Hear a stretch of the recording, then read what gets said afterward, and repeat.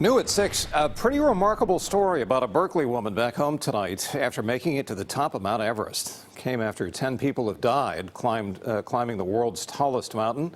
KPIX 5's Katie Nielsen reports why climbers risk their lives and have for decades to do this.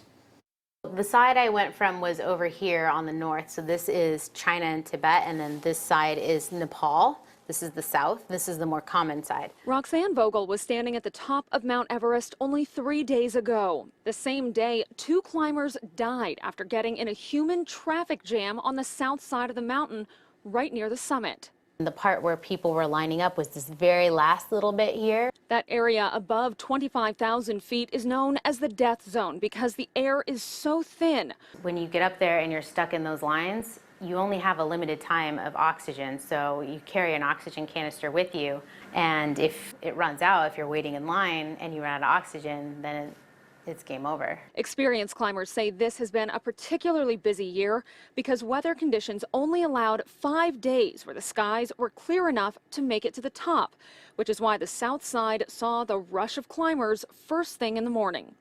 Roxanne made it to the top later in the day and from the north side, so she had no idea what happened until she got back to base camp 2 days later.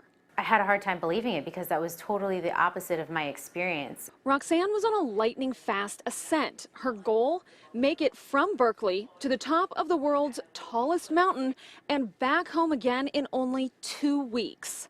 I think it can be done, and why not me? I'll try it. It's a trip that takes a month or two, even for the most experienced climbers, because they have to stop as they go up to adjust to the altitude. But Roxanne found a way to acclimate at home.